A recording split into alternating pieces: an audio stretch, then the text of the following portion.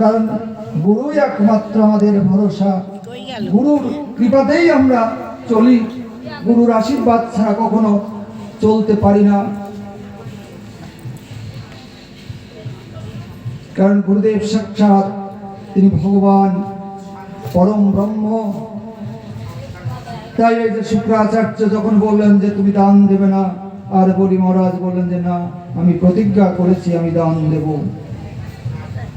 তাহলে শুক্রাচার্য ছলনা করলেন, যখন দান দিতে গেলেন আসমন করাচ্ছেন ওই কুমণ্ডলের মধ্যে, ওই শুক্রাচার্য কি করলেন, তিনি কীট হয়ে, ক্ষুদ্র মক্ষিক অর্থাৎ মাছি হয়ে সেই কুমণ্ডলের মধ্যে তিনি প্রবেশ করেছিলেন।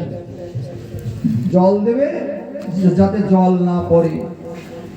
সত্য সত্যই যখন জল ঢালছেন গুরুদেবের মানে হাত ধৌত করবার জন্য, ভগবানের হাত ধৌত করবার জন্য যখন জল দিচ্ছেন, জল যখন পড়েন না, তখন ওই বামন ভগবান ওই বলি মহারাজকে বললেন, বলি মনে হচ্ছে ওই কুমণ্ডলের মধ্যে কোনো কিছু প্রবেশ করেছে, তবে ওই কুশ নাও, কুশ নিয়ে ওই কুমণ্ডলের নালের মধ্যে তুমি ঢুকিয়ে দাও।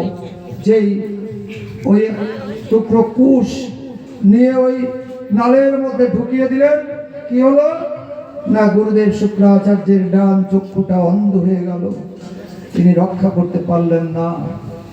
তাই ছলনার দ্বারা কোনো কিছু জয় করা যায় না, সব কিছু থাকতে হবে ভক্তি। ভক্তি থাকলে তবেই হয়, ভক্তি ছাড়া কখনো কিছু করা সম্ভব নয়।